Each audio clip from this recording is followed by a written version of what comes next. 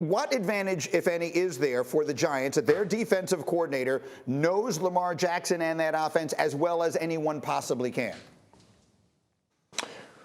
Well, you have a little bit of an advantage when it comes to just the things that affect them. When you can just look and go down a list of each player and say, okay, these are the things that they like, these are the things that they don't like, you could have a little bit of an advantage. But at the end of the day, it's all going to come down to execution and which team can go out there and execute at a high level and do that repeatedly. So I think I'm picking the Ravens in this particular matchup because the Giants, yes, they've done well, but have they played a team that we think is going to be a team at the end of the season that's going deep into the playoffs? The Ravens, obviously, with Lamar, I personally think they're going to be one of those teams. So it's going to be really hard for them to stop Lamar. You don't stop Lamar. He's that explosive. So how do you limit him? Listen, I'm not a DC, but I know it's going to be really tough. No question about it. Now, again, they did just beat the Packers last week. I know there's a lot of split opinion on just how good the Packers are. And Rodgers, while an all-time great, is clearly, RC, a very different challenge than Lamar Jackson presents. But I see the Giants under your name as well. Why do you like the Giants? Yeah.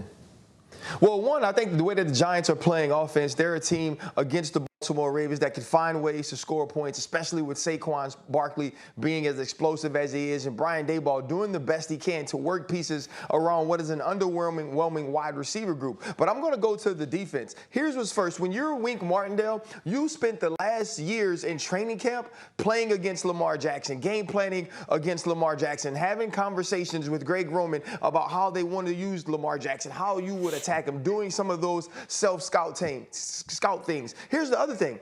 Daniel Jones just runs the ball all the time, too. We're not acting like Daniel Jones is a guy that doesn't do the zone read and doesn't utilize it. So you're also practicing against it each and every day in training camp now with the New York Giants. Is Daniel Jones what Lamar Jackson is from a talent level, from an accomplishment level, from a success level? Absolutely not. But the styles of play are similar. So the New York Giants as players, some of the similar things they'll see this weekend. Also, Wink Martindale understands how to maneuver, how to put pressure in the face of Lamar Jackson, how to get the football out of his hands and make him get it to his playmakers very early. So I'm excited to see how they adjust defensively if you're the New York Giants, and then what Saquon Barkley can do to loosen up the back end of the Baltimore Ravens and give Daniel Jones some opportunities outside. You know, Sacho, I'm not sure I've ever seen a more confused fan base. I live here in New York, of course, and as I walk around the streets, I got Giant fans walking up to me all the time saying, hey, are we any good? Like, they can't make up their own minds. The Giants are 4-1. I've never seen a 4-1 fan base as confused as the Giant fans are because they're surprised. How good is this team? This team is good. This team is good. It goes to that defense. You have to point to that defense, what Wink Martindale is doing. He's bringing a dominant, physical, attacking version of defense to New York. But it's not just that. I think the Brian Daboll effect is even the bigger reason. People are saying Coach of the Year, and they're right. Brian Daboll has tailored this offense to Daniel Jones' strengths. There were so many question marks about Daniel Jones, all these things. Now all of a sudden he's saying, hey, let's not turn the ball over. Let's protect you in the pocket. Let's do things where, like I did with Josh Allen, where there were question marks early on. Now all of a sudden it's like, wow, you're managing the game we want you to manage. And then, oh, by the way, Saquon Barkley is healthy.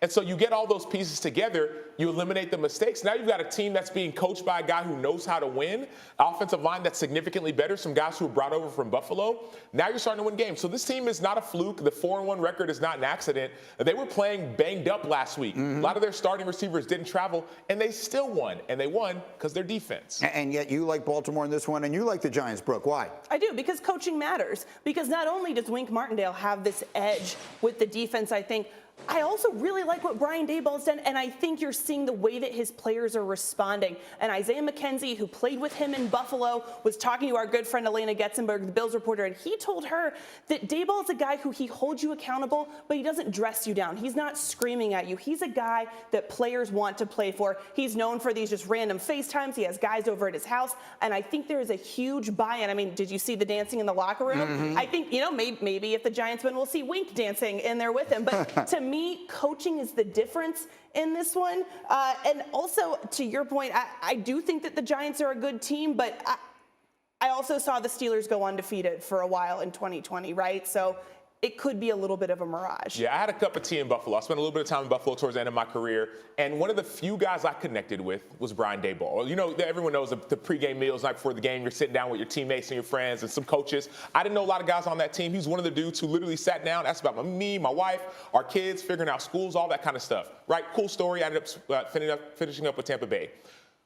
Brian Daboll gets the job for the New York Giants. We exchanged numbers, whatever. I just text him saying, hey, congrats. Seconds later, I get a response. Seconds later. I played for 2 weeks with the dude, yet he's responding. So for me, the character of Brian Daboll is what brings out the best in his players. Players understand guys they want to play for. He is that dude. Did you just say cup of tea instead of cup of coffee? I mean, the expression is I had a cup of coffee in Buffalo. I had too many cups. Most of my career was about 4 years here, 4 years there. That little cup. I don't drink coffee, though. So. No, but so you went tea. I like it. I don't drink coffee. I haven't heard it before. You had a cup of tea in Buffalo. That's good. And the side with the wings. Hey, it might go very nicely.